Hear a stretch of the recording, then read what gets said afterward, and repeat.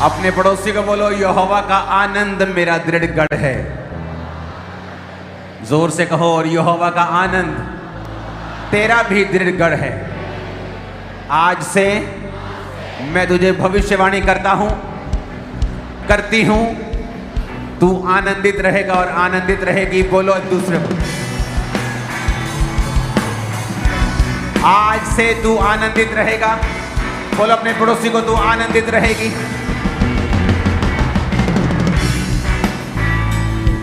Hallelujah, hallelujah.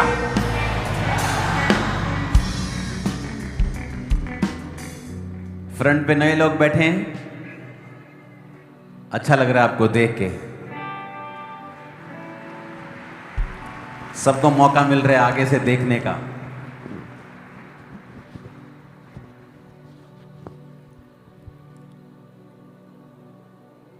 इस church के लिए कुछ भी सरप्राइज नहीं है। जो कुछ दुनिया में हो रहा है आपको पहले से बता दिया गया था। अपने हाथों को उठाओ, बिना आवाज किए।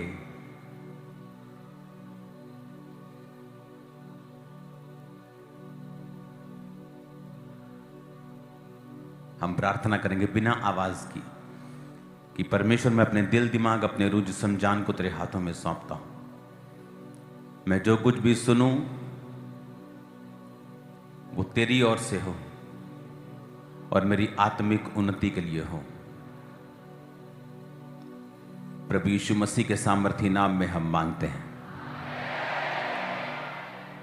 एक इसकी गूंज हल्की सी कम करनी है। तुम्हारा सिंगिंग वाला माइक सिंगिंग नहीं है, प्रीचिंग वाला प्रीचिंग नहीं है।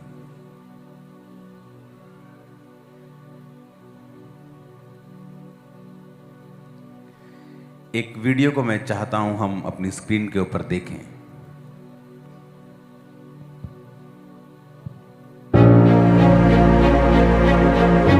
आने वाले समय के बारे में परमेश्वर अपने सच्चे दासों को पहले से बता देता है। जैसे कि परमेश्वर के दास प्रेरित अंकुर यूसुफ नरूला जी ने बीते कुछ सालों में से लगातार भविष्यवाणी करी कि आने वाले समय में बैंक्स में रखा हुआ पैसा सेफ नहीं है, और अलग अलग समय के ऊपर उन्होंने भविष्यवाणी करी। तो आइए उन भविष्यवाणी के शब्दों को पहले देखते हैं। बैंकों ਦੇ ਵਿੱਚ आने वाले टाइम 'ਚ पैसा रखना सेफ नहीं होएगा। किसी ने सोचा नहीं होगा कि ऐसा दा मैसेज भी चर्च दे सकती है कि आने वाले टाइम 'ਚ करंसी फेल होने वाली है, और ਉਹ ਲੋਕਾਂ ਨੂੰ ਝਟਕਾ ਲੱਗਣਾ ਜਿਨ੍ਹਾਂ ਦੇ ਸਾਰੇ ਪੈਸੇ ਬੈਂਕ ਦੇ ਵਿੱਚ ਨੇ। ਤੇ ਇੱਕ ਦਿਨ ਬੈਂਕ ਨੇ ਕਹਿਣਾ, ਭਾਜੀ ਛੱਡੋ ਪਿਛਲਾ ਸਾਡਾ ਵੀ ਜ਼ੀਰੋ ਹੋ ਗਿਆ, ਤੁਹਾਡਾ ਵੀ ਜ਼ੀਰੋ है। कि एक दिन आप सुबह उठोगे और बैंक वाले बोलेंगे आपके पैसे finish, cash finish, digital currency. एक दिन इंटरनेट खुलेगा और पता लगेगा कि जो हमने डिजिटल करेंसी खरीदी थी उसका तो नामो निशान भी आज इंटरनेट पे नहीं है। जो मैं आपको प्रोफेटिक वर्ड दे रहा हूं, अभी सालों से, जब वॉर क्या, अभी तब तो लोग झूम रहे थे मजे में। कोविड से पहले की बातें हैं, ये याद है कि नहीं याद है? सब कुछ इजाफे में था, प्लस था, बैंक्स अच्छे थे, लेकिन मैं कहा लोग डूबेंगे, बैंक डूबेंगे, सब कुछ हो रहा है वो। मैंने आपको बताया था कि अगर आपका सारा पैसा बैंकों में है तो आप एक डेंजरस पोजीशन में हैं। आपके पास लैंड होनी चाहिए, जमीन होनी चाहिए, सोना होना चाहिए, चांदी होनी चाहिए, पशु होने चाहिए, घर होने चाहिए। जिनके पास ये होंगे वो अमीर होंगे।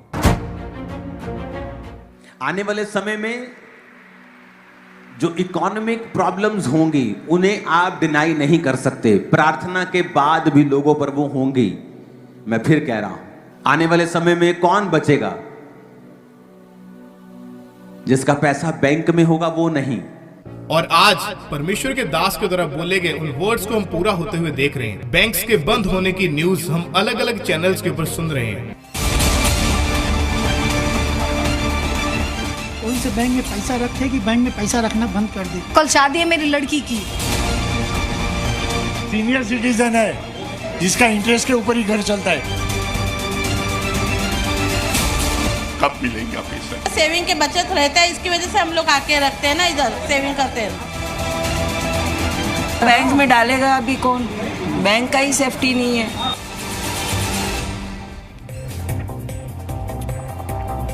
जब ये शब्द बैंक आप सुनते हैं तो पहला ख्याल क्या आता है? पहला ख्याल आता है भरोसा।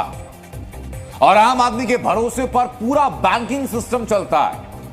पैसा घर से चोरी ना हो, पैसा सुरक्षित रहे, इसलिए भरोसा किया जाता है बैंक पर। आपको पता तक नहीं चलता कि आपका उस वही बैंक, आपके उसी बैंक में बेईमानी होती है। और जब पता चलता है और आपको बताया जाता है कि बैंक में जमा सारा पैसा फ्रीज हो चुका है, सारा पैसा रोक दिया गया, एक नया पैसा जो अपने खाते में आपने जमा किया उसमें से आप एक नया पैसा निकाल नहीं सकते।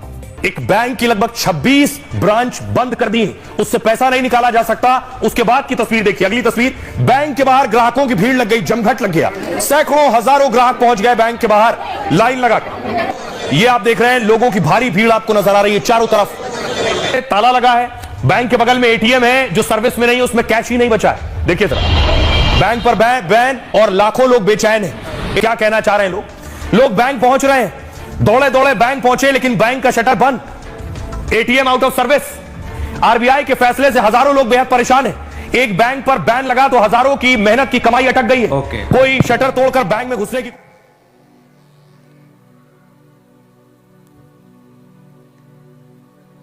आई थिंक ये कल परसों की न्यूज है, आई थिंक 2-3 दिन 4 दिन पहले की।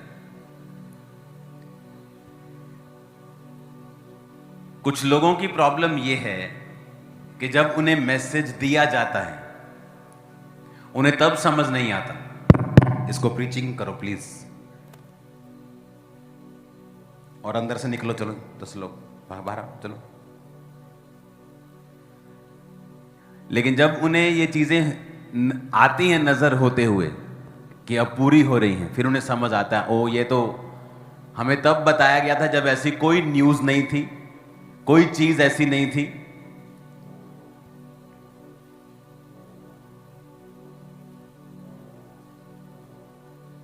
ये किस चीज की आवाज है?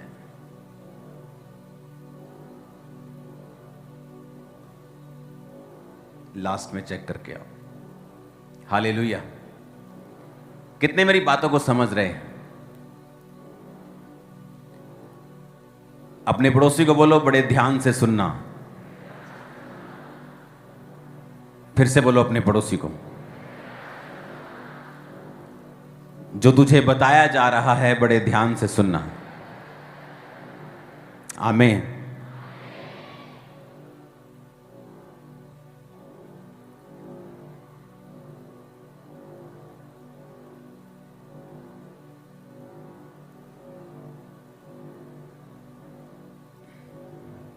ऊंची आवाज में हालेलुया बोलो जरा।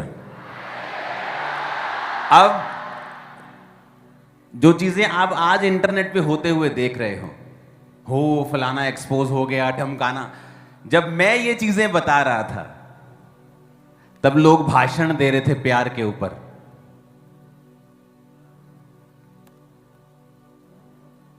चल रहे थे ना भाषण लोगों के। आज वही लोग इंटरनेट पे आके कह रहे हैं हम बड़े दुखी हैं जी। तुम दुखी नहीं हो, तुम मजे ले रहे हो सिर्फ। मैं बता रहा हूं,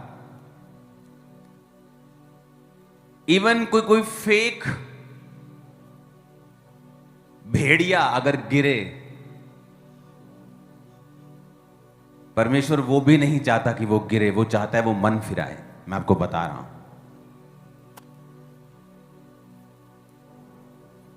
कोई पाप में जाकर गिर जाए और उसको सजा मिले तो परमेश्वर खुश नहीं है उसे सजा देके। मैं आपको यह भी बता रहा हूं, क्योंकि परमेश्वर यह चाहता है कि हम सब बचें। अगर कोई पाप में भी है, चाहे वो सेवक भी क्यों ना हो, वो भी बचे। इसलिए जो वर्तमान में हो रहा है मैं उस पर कभी भी रिएक्ट नहीं करता हूं, क्योंकि मुझे वही बोलना है जो पवित्र आत्मा ने मुझे बोला। और जब मैंने बोलना है, मुझे किसी की परवाह नहीं है कि कोई क्या भाषण दे रहा है प्यार के ऊपर। अब तुम्हारा प्यार कहां है? अब तुम भी वही चीज बोल रहे हो जो मैं 2 साल पहले बोल रहा था। कितने मेरी बात को समझ रहे हैं? अब तुम भी वही बोल रहे हो। प्रॉब्लम यह तुम्हारी स्पिरिचुअल आईज बंद हैं और तुम, मैं व्लॉगर की तरह नहीं हूं कि आज का व्लॉग और कल का व्लॉग, आज क्या हो रहा है और कल क्या हो रहा है। हम परमेश्वर के दास हैं, हमें आने वाले समय में दिखता है ये होगा और ये होगा, ये होगा, ऐसा ही होगा। अगर आप इस वीडियो को दोबारा चला के देखा, मैंने कहा सुबह एक दिन आप उठेंगे और आपको मालूम होगा कि आप अपने बैंक में से पैसा नहीं निकाल सकते।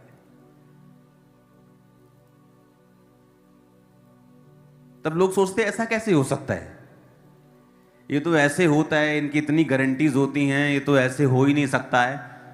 क्योंकि आप परमेश्वर तब बोलता है जब उसका कोई भी संभावना नहीं होती, ताकि जब पूरा हो, परमेश्वर लोगों को पता हो कि ये कोई डेटा देखकर की गई प्रोफेसी नहीं है।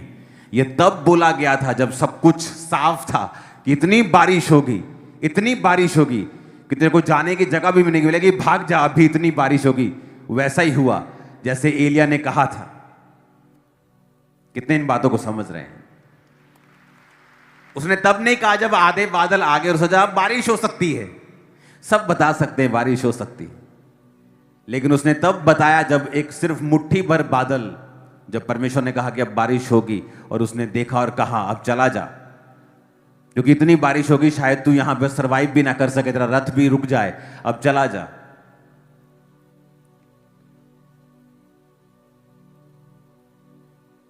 कुछ लोग गिरने पर किसी के आनंद मनाते हैं। क्या यह भी शैतानी नहीं है? क्या आपको लगता है कि किसी के गिरने पर परमेश्वर आनंदित होता है, या किसी को सजा देने पर वो आनंदित नहीं होता, वो दुखी होता है? लेकिन अब ये उस बंदे की चॉइस है कि वो करेक्टर में ढीला है या करेक्टर में सही नहीं है, उसने पवित्रताई को छोड़ दिया है, ये उसकी चॉइस है। परमेश्वर इससे दुखी है और वो चाहता है हर बंदा, हर पास्टर, हर प्रॉफिट, हर अपोस्टल, हर सेवक बचे। वो यही चाहता है। हालेलुया। लेकिन लोग, अगुवाई करने वाले भी कई बार अंधे हैं। जब उनको सालों पहले बातें बताई जाती हैं, वो बोलते नहीं, इनमें प्यार नहीं है। अब वही बात तुम बोल रहे हो, अब अपने वचन को मैच कर लो जो तुमने 2 साल पहले कहा था। मैच नहीं होगा तुम्हारा, लेकिन मेरा वही है जो 2 साल पहले भी था और आज भी है। मेरा चेंज नहीं हुआ, तुम्हारे कहने से भी बदला नहीं, लोगों के ओपिनियन से बदला नहीं। क्योंकि आप अगर परमेश्वर के करीब हैं, आपको वो बोलना है और उस पर खड़े रहना होता है जो परमेश्वर ने आपको कहा है। कोई मायने नहीं करता डेटा क्या बोलता है, दुनिया क्या कहती है, लोग क्या कहते हैं, यहां तक कि परिवार भी क्या कहता है। आपको वो कहना है जो परमेश्वर कहते हैं, क्योंकि आप इमीडिएट उसका रिजल्ट क्या आता है, कई बार हम उस पर कॉन्सेंट्रेट करते हैं। लेकिन परमेश्वर का जो दर्शन और उसका विजन और उसकी जो योजना होती है, वो लंबे समय के लिए होती है, लास्ट तक, जनरेशंस तक होती है। हालेलुया। आपको जितनी इंस्ट्रक्शंस दी गई हैं फाइनेंस के रिगार्डिंग, लाइफ के रिगार्डिंग, आने वाले समय में जो होने वाला है, जो हो रहा है, उसके रिगार्डिंग, अगर आप उन इंस्ट्रक्शंस को फॉलो ही करने लग जाए ना, आपकी लाइफ बेटर के बाद बेटर होगी। आप विक्टिम नहीं होंगे शैतान के, परिस्थितियों के, इकोनॉमी के, घटनाओं के, दुर्घटनाओं के। आप बचेंगे, आगे बढ़ेंगे, दलेरी आपका हिस्सा होगी, सामर्थ्य आपका हिस्सा होगी, और खुदावन सिखाएगा आपको। कई बार चीजें आपको अब समझ नहीं आती, जो आपकी लाइफ में घट रहा होता है तब समझ नहीं आता, क्योंकि हर एक चीज का एक सीजन होता है। बाइबल कहती है जो परमेश्वर का भय मानते हैं, उसकी आज्ञाओं पर चलते हैं, वो बहती हुई नदियों के किनारे लगे के पेड़ की तरह है। लेकिन फल वो समय पे ही देता है।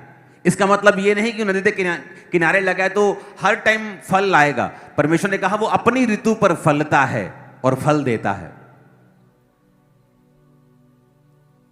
और परीक्षा भी ऐसे ही होती है। अगर आप मसीह में हैं तो ऐसा, इसका मतलब ये नहीं कि हर टाइम आप परीक्षा में रहेंगे, लेकिन एक समय होगा जब आप आनंद मनाते हुए, इंजॉय करते हुए आगे बढ़ते हैं। एक समय होता है जब परीक्षाएं आती हैं। एक समय था जब परीक्षा आई कि जिस बिजनेस की मैं टेस्टिमनी दे रहा हूं, उस बिजनेस पे शैतान ने अटैक किया और उसको तबाह कर दिया। लाखों करोड़ों रुपया हमारी आंखों के ऐसे सामने जला और हम कुछ नहीं कर पाए। शहर में दंगे चल रहे थे, फायर ब्रिगेड्स नहीं आई, जितने सबमर्सिबल थे ऑन कर दिए, पाइप्स लगा दी, सब कुछ कर लिया, लेकिन वो कुछ नहीं बचा। 95-97% सामान सारा खत्म हो गया था, और वो भी अपने टाइम के पीक, बिजनेस पीक के ऊपर। तो जिस परमेश्वर ने दिया वो ऐसा अलाउ क्यों करेगा कि वो चीज खत्म हो जाए? लेकिन कई बार परमेश्वर आपको परखता है और तब समझ नहीं आता। तब वो समय होता है जब हमें परमेश्वर के वचन को सहारा मानकर चलना होता है कि परमेश्वर कहता है सब बातें मिलकर भलाई को पैदा करती हैं जो मसीह यीशु से प्रेम करते हैं। हो सकता है शायद वो बिजनेस अगर इतना ही ज्यादा ग्रो कर जाता तो मेरी फैमिली शायद कभी भी मसीह में ना आ पाती, या कभी भी सेवकाई में ना आ पाती, या मैं इतनी डेडिकेट तरीके से आगे ना बढ़ पाता।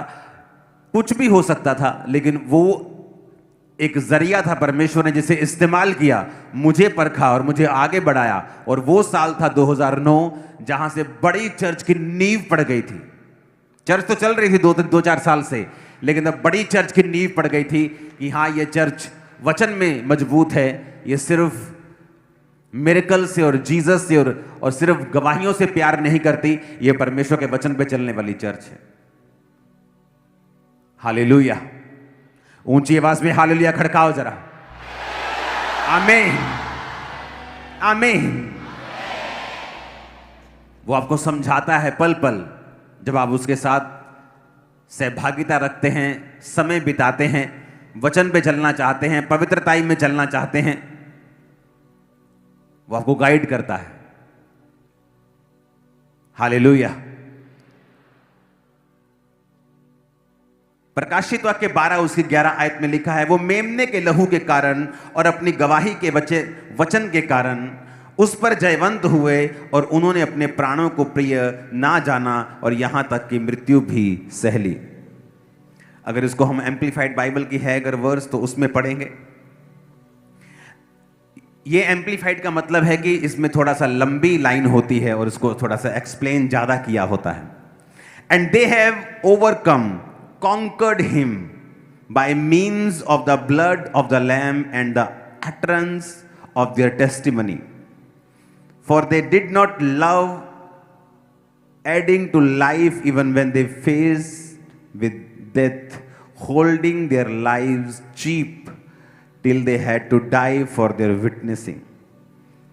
कहता holding their lives cheap, अपनी जिंदगी को सस्ता समझने वाले लोग और परमेश्वर के वचन को ऊपर रखने वाले लोग, कहता वो ही शैतान के ऊपर फतह पाएंगे। जो अपने जीवन को क्या समझेंगे? सस्ता। जो अपने जीवन को महंगा समझते हैं, ओ अगर चर्च में गए तो मेरा सरपंच मुझे छोड़ देगा, मेरी पंच की कुर्सी चली जाएगी, मेरे एमएलए साहब नाराज हो जाएंगे और मेरी बुआ नाराज हो जाएगी। अपनी लाइफ को वो चीप नहीं समझते। परमेश्वर कहता जो अपनी लाइफ को होल्डिंग देयर लाइव्स चीप, सस्ता समझते हैं, जो अपनी जिंदगियों को, परमेश्वर ने कहा यीशु के लहू के कारण, गवाही के वचन के कारण, क्योंकि वो अपनी जिंदगियों को सस्ता समझते हैं, और जब परमेश्वर के वचन पे चलने की बारी आती है वो इसको दांव पर भी लगा देते हैं।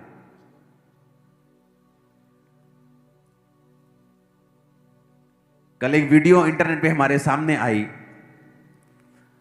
और हम बड़े हैरान थे कि सीरिया, जहां पर क्रिश्चियंस लोगों के सिर काट दिए जाते हैं, ऐसे सिर, आपको पता है ना, पिछले बहुत साल पहले वीडियो वायरल हुई थी जहां सिर काट काट कर टेररिस्ट लोग ऐसे क्रिश्चियंस के ऑरेंज कपड़े डाल डाल के दिखाते थे। वो सीरिया देश था। जब पौलुस जा रहा था दमिश्क के नजदीक तो कलीसिया को सताने के लिए, तो यीशु मसीह वहां प्रकट हुए थे, और जब वो अंधा हो गया था और परमेश्वर ने कहा था अब जा, दमिश्क में वो चला गया और वहां पर एक गली जो सीधी कहलाती है, उस गली का नाम है स्ट्रेट स्ट्रीट, सीधी गली, और वहां पे परमेश्वर ने अपने दास अनन्यास को कहा था कि पौलुस के ऊपर हाथ रख। तो उसने कहा था प्रभु वो तो तेरा विरोधी है। परमेश्वर ने कहा नहीं, वो मेरा चुना हुआ पात्र है, उस पे हाथ रख, वो देखने लगेगा। आज भी वो जगह वहीं मौजूद है, सीरिया में सीधी गली आज भी वहां मौजूद है। अनन्यास का घर, वहां चर्चिस हैं। एक गांव वहां पे है जहां 90% लोग क्रिश्चियन हैं और जीसस क्राइस्ट की भाषा जो यीशु मसीह बोलते थे वहां बोली जाती है सारे विलेजर्स के द्वारा आज भी। और हमने जब वो वीडियो वैसे ही हमारे सामने आ गई, मैंने अपनी वाइफ को दिखाया, मैंने कहा ये देखो कितनी शानदार चीज है। हमने अपने बच्चों को बुला लिया, हमने कहा आओ मैं तुम्हें चीज दिखाऊं एक। वो देखो वही गली जो सीधी कहलाती है, जहां पर पौलुस जब अंधा हो गया था और वहां पर अनन्यास ने उस पर हाथ रखे थे, ये देखो वो गली आज भी वहां मौजूद है। और कोई सोच नहीं सकता कि इतना कट्टर वो मुस्लिम देश है, लेकिन वहां पर 10% क्रिश्चियन लोग हैं और उस गांव में 90% लोग क्रिश्चियन हैं और यीशु मसीह की भाषा बोलते, जो जीसस क्राइस्ट बचपन से बोलते थे। आज भी उसी भाषा में वहां प्रार्थना होती है। एक घर एक चर्च, एक घर एक चर्च, एक घर एक चर्च, इतनी चर्चिस हैं पूरे गांव में।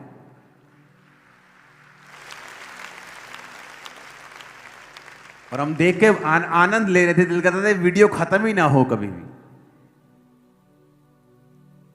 परमेश्वर ने कहा अपनी गवाही के वचन के कारण, मैं प्रार्थना कर रहा था पंजाब के लिए और जो डिपोर्ट होके लोग वापस आ रहे हैं उनके लिए, उनके परिवारों के लिए। आप जानते परमेश्वर ने मुझे, मैं प्रभु से कह रहा है प्रभु मुझे क्या सोल्यूशन देते हो आप, हम पंजाबियों को क्या करना चाहिए। अगर आप देखो परमेश्वर ने क्या कहा, अगर आप पंजाबी लोगों को देखेंगे, हर बंदे की एक अलग गिफ्ट और कॉलिंग है। अगर आप पंजाबियों को देखेंगे, पंजाबियों में हरियाणवी भी आ जाते हैं, है ना, हिमाचल रीजन के भी लोग, क्योंकि सभी ये पंजाब का हिस्सा थे। तो पंजाबी मतलब सिर्फ पंजाब के लोग नहीं, मतलब हम नॉर्थ इंडियंस में बहुत सारा हिस्सा।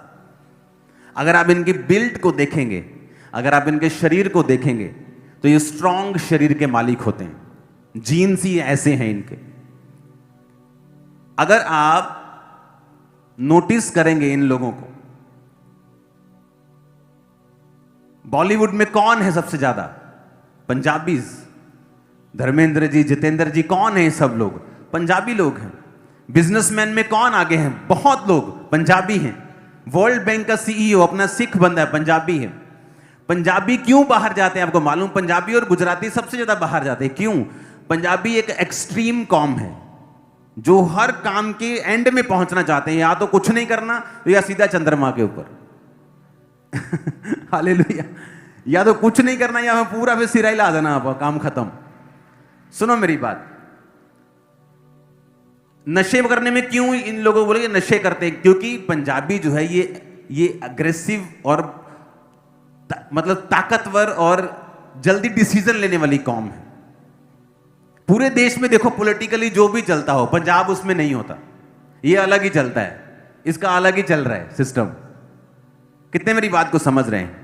अगर आप पंजाबियों को देखो, इनकी जो बिल्टअप है वो स्ट्रांग है। मैं आपको ये बात कह रहा हूं, अगर सरकारें पंजाबियों को, ये रीजन के लोग, हरियाणवी, पंजाबी, हमारे लोग जो हिमाचली, इस रीजन के लोगों को अगर स्पोर्ट्स में लगा दे, मैं आपको कह रहा हूं ये रीजन पूरी दुनिया का नंबर 1 होगा स्पोर्ट्स में। मैं आपको बता रहा हूं फ्यूचर में। प्रॉब्लम कहां है? गवाही की प्रॉब्लम है। प्रॉब्लम कहां है? गवाही की। क्या गवाही है? आप इंटरनेट खोलो, बंदा केले बेच रहा है, केले, और उसकी वीडियो चल रही है। आप क्या थे? मैं जी नेशनल लेवल का मुक्केबाज था, और बेच क्या रहा है वो? केले बेच रहा है। मतलब मेरे जैसा अगर यूथ, मेरे तो बड़ा हो गया, आप चलो कोई यूथ देख रहा है जिसने अब जाना है कि मैं 12th के बाद कौन से स्पोर्ट्स में जाऊं, मैं बीए में कौन सी स्पोर्ट्स चूज करूं, वो देखता है यार ये आदमी नेशनल लेवल का मुक्केबाज होकर अगर केले बेच रहा है, तो मैं भी केड़ा केले बेचने, मैं भी कुछ और करता, मैं फॉरेन जाना है, मैं बिजनेस करता है, मैं कुछ और करता। कितने मेरी बात समझ रहे हैं? टेस्टमनी खराब हो गई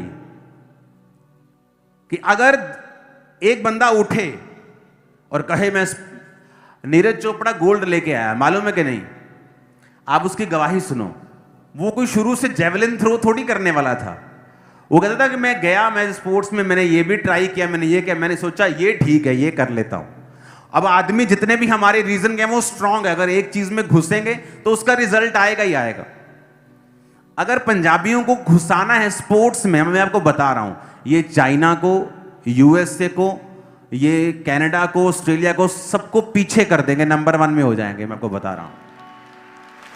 लेकिन सरकार को काम करना पड़ेगा और हजारों करोड़ इन्वेस्ट करना पड़ेगा, अभी से शुरू करना पड़ेगा। बातों से कुछ नहीं होगा।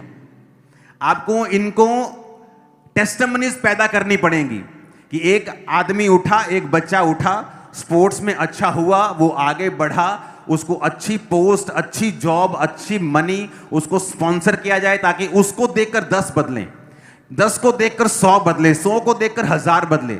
मैं आपको बता रहा हूं बदल जाएगा। ये 20, 30, 40 सालों में पूरा एरिया सिर्फ फिटनेस के लिए और स्पोर्ट्स के लिए जाना जाएगा अगर सरकार काम करे तो। मैं आपको बता रहा हूं, और इतना जबरदस्त रिजल्ट आएगा कोई इमेजिन नहीं कर पाएगा। लेकिन टेस्टिमनीज खराब हैं। बहुत से अच्छे अच्छे स्पोर्ट्स प्लेयर, उनको नौकरी नहीं मिली, उनके पास इतना फाइनेंस नहीं है बिजनेस कर सके, फॉरेन जा सके। कोई लेबर कर रहा है, कोई केले बेच रहा है, कोई सेब बेच रहा है, कोई फास्ट फूड कर रहा है, अब उसने कुछ तो करना ही है। फिर टेस्टिमनी जब खराब होगी तो जब यूथ देखता है इन गवाहियों को इंटरनेट के ऊपर, वो इनडायरेक्टली वो डिस्करेज होता है कि मुझे स्पोर्ट्स में नहीं जाना। नहीं तो जिस दिन पंजाब में रिवाइवल आ गया स्पोर्ट्स का, ये दुनिया की नंबर 1 कॉम होगी स्पोर्ट्स में, कोई बीट नहीं कर पाएगा हमें। लेकिन जब आप प्रार्थना करते, प्रभु आपसे बात करता है कि किस तरह से आप अपने प्रदेश को आगे लेके जा सकते हैं। अब सरकारों के ऊपर है कि वो किस तरह से बात सुनती हैं, किस तरह से इसकी योजनाएं बनाती हैं। आज आप प्लान करोगे, कोई प्रॉब्लम 1, 2, 4 साल में कोई सरकार हल नहीं कर सकती, कोई आदमी हल नहीं कर सकता। आप आज से प्लान करना स्टार्ट करोगे, शुरू करोगे, स्ट्रक्चर बनाओगे, इंफ्रास्ट्रक्चर बनाओगे, सिस्टम बनाओगे, इनकरेज करोगे लोगों को, नशे से भी आजाद होंगे ये लोग। जब एक आदमी स्पोर्ट्स में जाता है वो ऑटोमेटिकली नशों से मुंह मोड़ लेता है। उसे मालूम है मैं या नशा करूंगा या तो बॉडी बनाऊंगा। नशा करूंगा, डोप टेस्ट में कुछ आ गया तो मेरा सारा कैरियर खराब हो जाएगा। तो आप उनको सिर्फ मुंह से नहीं, आप उनको काम ऐसा दो कि ये लोग निकल जाएं। अगर आपको अपनी जिंदगी में पेशेंस देखना हो ना, पेशेंस, मैं तो ये कहता हूं कि हर बंदे को, एक आदमी, औरत को औरत, आदमी को आदमी, एक दोस्त जरूर बनाना चाहिए यूपी, बिहार और वेस्ट बंगाल साइड का। पता है क्यों? उनमें पेशेंस, अगर आप चेक करेंगे, पेशेंस, इन लोगों में पेशेंस, इतना पेशेंस है इन लोगों में। हर एक स्टेट की, हर एक लोगों की जो काबिलियत है वो अलग है। आप देखो ज्यादातर IAS officers, SSP, SP, DC कहां के मिलते हैं आपको? ये बिहार साइड के मिलते हैं, यूपी साइड के। पेशेंस बहुत है। 8 साल पढ़ना पड़े, एक जगह पे बैठ के एक ही बल्ब के नीचे पढ़ लेंगे, उनमें वो वाला पेशेंस है जो इधर के लोगों में नहीं है। अगर आप इनको स्पोर्ट्स में भेजेंगे ये नंबर 1 है, अगर आप पढ़ाई में उनको भेजेंगे वो नंबर 1 है। मैं ऐसे लोगों को मिलता हूं तो पेशेंस बड़ा, मेरे को शांति फील होती जब मैं इस साइड के लोगों से मिलता हूं। पेशेंस है उनके अंदर, शांति है उनके अंदर, थोड़े में भी वो सेटिस्फाइड हैं। यहां तो ऐसे लोग भी हैं जो मुझे मिलने के लिए आते हैं। एक औरत आई मुझे मिलने के लिए और अंदर आकर, पापा जी मैं बहुत दुखी। मैं कहा पता नहीं किन्नी को दुखी होनी बेचारी। मैं की गल? फिर मैं दसन लगी मेरी एक कुड़ी बाहर है, मेरी दूजी कुड़ी वो वाली कंट्री, तीजी कुड़ी। मैं कहा तेरे तीनों बच्चे बाहर? कहती हाँ जी। मैं कहा फिर रोंदी मेरा घर है नहीं का। मुझे अंदर से गुस्सा भी आ रहा है कि यार इन्नी आशीषां परमेश्वर दे कोल लैके ये हल्ले भी रोई जाते लोग कि किसी ने कुछ कह दिया वो रो रही, घर नहीं। मैंने कहा ये तो बहुत छोटी चीजें, लोगों के पास खाने के लिए नहीं है, बीमारियों में बेचारे पड़े हैं। कई बार आप थैंक्स गिविंग कम करते हैं, कंप्लेंट ज्यादा है, तब भी परमेश्वर का हाथ आप पे नहीं रहता। अरे थैंक्स करना स्टार्ट करो परमेश्वर को जो है उसके लिए। हालेलुया।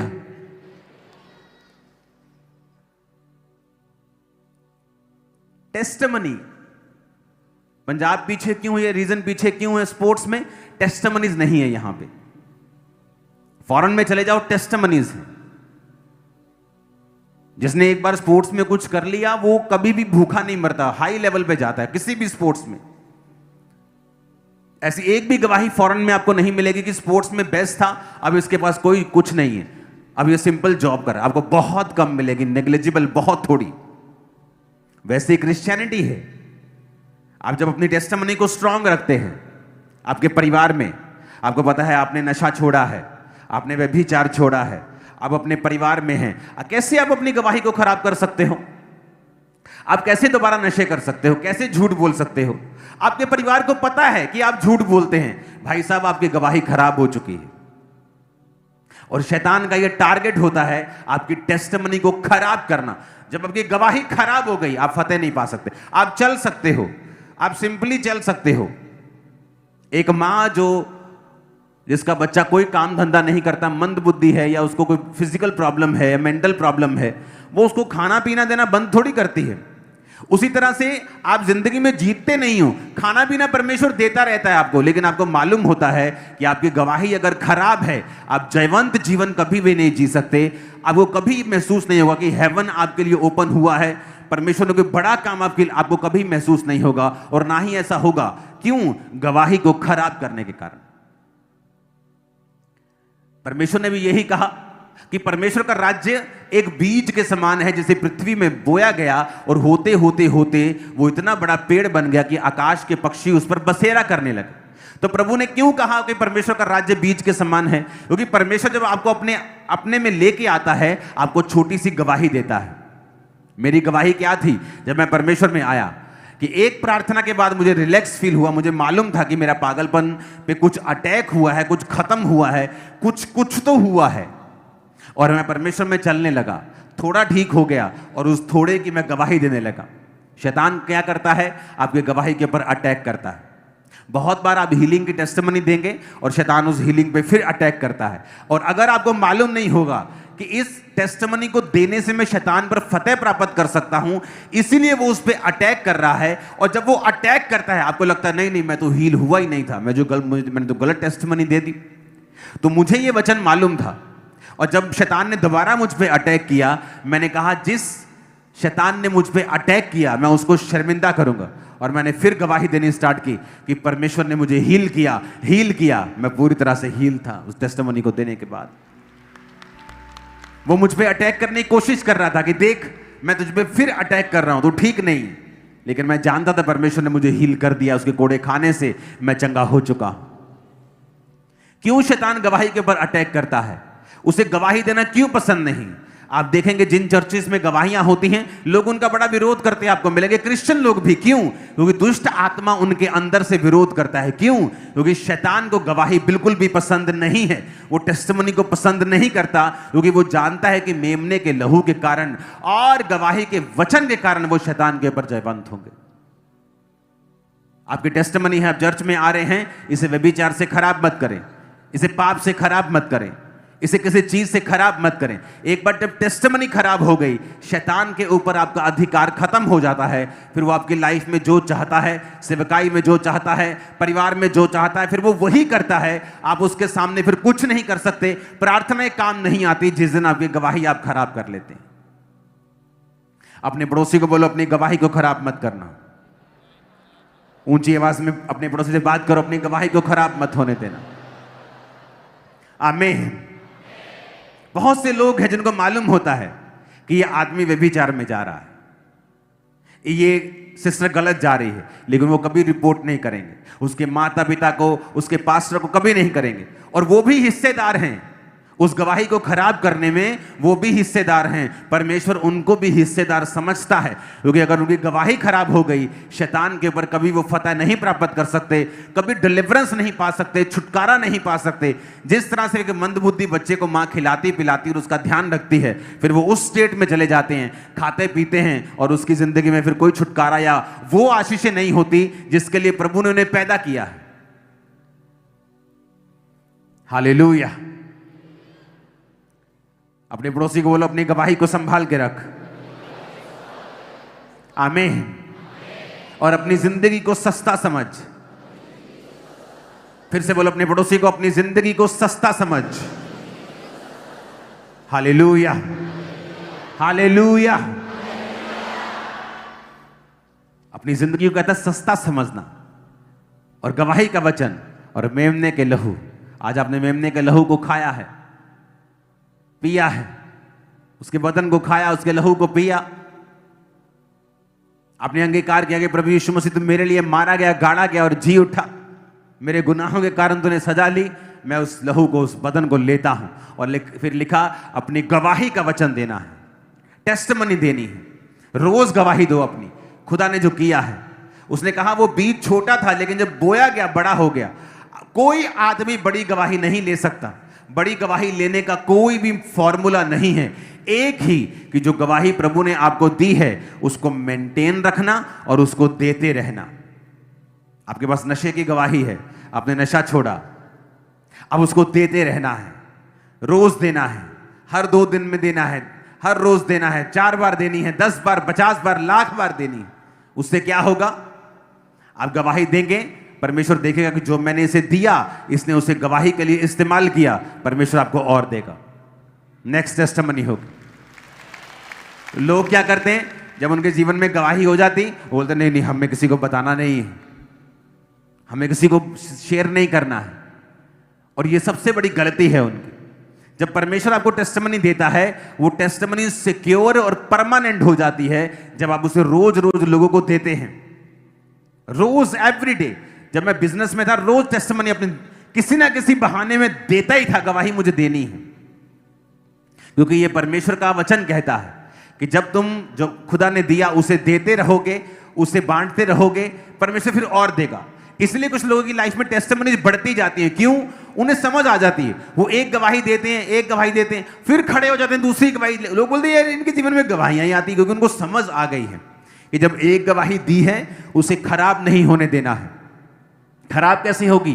पाप में जाने से। वचन बंद कर दिया पढ़ना, बाइबल बंद कर दी, प्रार्थना बंद कर दी, चर्च जाना बंद कर दिया, गवाही खराब होती है। जब एक गवाही खराब हो गई फिर नेक्स्ट का रास्ता बंद हो जाता है। जब आपकी एक गवाही का रास्ता खुला है और आप उसे देते जा रहे हो, देना बहुत इंपॉर्टेंट है। सिर्फ थैंक्स करना नहीं, सिर्फ परमेश्वर को, वो तो आप अंदर बैठ के करें प्रभु का थैंक्स, लेकिन टेस्टिमनी को देना बहुत इंपॉर्टेंट है लोगों को कि प्रभु ने आपकी लाइफ में क्या किया है। फिर परमेश्वर आपको बड़ी गवाहियां देता है, आपकी गवाही बढ़ती जाती है, उसका लेवल बढ़ता जाता है।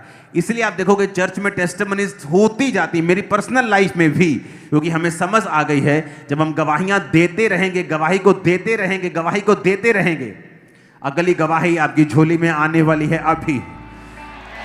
आमीन। मेरे को ऊंचे वाला चाहिए चर्च, मैंने कहा आमीन, ऊंचे वाला चाहिए चर्च। तुम जल्दी एक बड़ी बड़ी बड़ी बड़ी टेस्टिमनी देने वाले हो और बहुत बड़ी गवाही अपने फाइनेंस की और सेवकाई की देने वाले हो, अपनी सेहत की देने वाले हो यीशु मसीह के सामर्थ्य नाम में। आमीन, आमीन।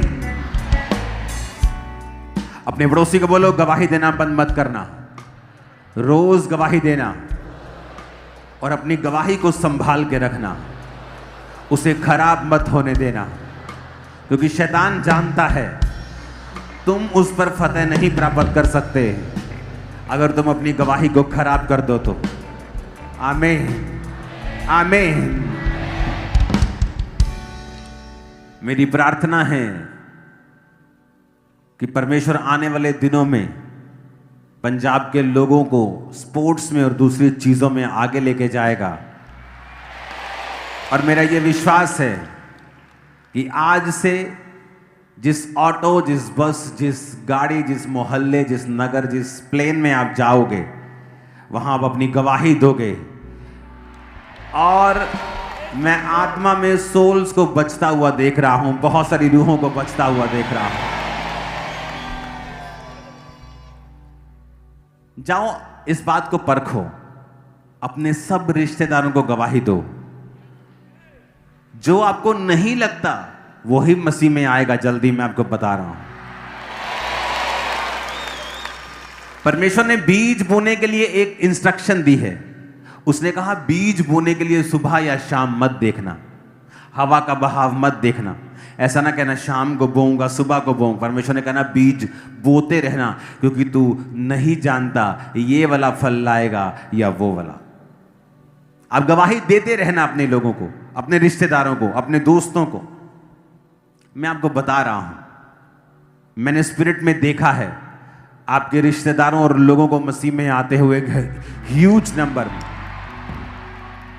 लेकिन ये थोड़े लोगों की लाइफ में मैं देख रहा हूं, पूरे लोगों की लाइफ में नहीं। हो सकता है आप सिर्फ वचन सुनने वाले हों या वचन को फॉलो ना करने वाले हों, यह भी पॉसिबल है। असर तो हो रहा है लेकिन कुछ लोगों की लाइफ में, क्योंकि गवाही देने के लिए आपको जस्ट बहाना चाहिए। मैं अपने बिजनेस पे जा रहा हूं, दोपहर का समय हो गया, सब दुकानदार पैसा दे रहे हैं। जो सामान खरीदा था होलसेल में, पूछ रहे हैं चाय पी लो। अब मेरे पास कोई बहाना नहीं है, गवाही कैसे दूं? जैसे उन्होंने कहा चाय पी लो, मैंने कहा नहीं नहीं, मेरा फास्ट है, मैं ना रोज़ा रखता हूं, मैं मसीह में आया था, मैं नशे बहुत करता था, तो परमेश्वर ने मुझे चंगा किया, मैं चर्च में जाता हूं, वहां रोजे होते हैं, उपवास होते हैं, मैंने वो रखा हुआ है। कहते अच्छा वो की हुंदा? मैं कहा आओ तुहानू बैठ के दसदा, पैसे साइड ते पहले आपां गलबात करिए जरा। हालेलुया। और रोज एवरी डे, रोज रोज रोज रोज रोज रोज रोज विश्वासियों से भी मैं मिलता था तो गवाही अपने परमेश्वर के वचन के साथ मिलाकर अपने लाइफ की टेस्टिमनी जरूर देता था। एक तो गवाही देने से आपके अंदर वो चीज जागृत रहती है कि मैंने अभी नशे की टेस्टिमनीज दी हैं, यार दोबारा अगर मैं नशे में पड़ जाऊंगा तो बड़ी बुरी बात है। ये खुदा को फेल करने वाली बात है। कुछ लोग प्रभु को फेल कर देते हैं, उनकी जिंदगी में परमेश्वर ने इन्वेस्ट किया होता है और वो परमेश्वर को फेल कर देते। क्यों? दो मिनट के उस गंदे मजे के लिए प्रभु को फेल कर देते हैं। सेवकाई से निकालना पड़ता है कईयों को सिर्फ उस व्यभिचार की वजह से, और वो भूल जाते हैं उनके सालों की मेहनत शैतान ने व्यर्थ कर दी, क्योंकि जब गवाही खत्म हुई सब खत्म हो गया। तो जब आप गवाही देते रहते हैं, और बाइबल कहती है एक दूसरे का भार उठाओ, लेकिन आज क्या है? आपको लगता है वो आपका बेस्ट फ्रेंड है जो आपके व्यभिचार की बातें आपके पास्टर से या आपके माता पिता से छुपा रहा है, वो आपका वर्स्ट एनिमी है, वो आपका सबसे बड़ा दुश्मन है। अगर वो आपका दोस्त होता तो कभी आपको गिरने ना देता, आपकी रिपोर्ट करता, आपको समझाता, आपके लिए प्रेयर करता। यह आपका दोस्त नहीं है। जब आप रोज गवाही देते हैं, आपको खुद भी पता होता है कि मैंने ये गवाहियां दी हैं, मुझे अपनी गवाही पे मेंटेन रहना है, क्योंकि जोर लगता है। लाइफ को मेंटेन करने में भी जोर लगता है, डिसिप्लिन लगता है, प्रार्थना लगती है, उपवास लगता है, पेशेंस लगता है। अपने हाथों को उठाओ, अपने आप से बात करो धीमी आवाज में।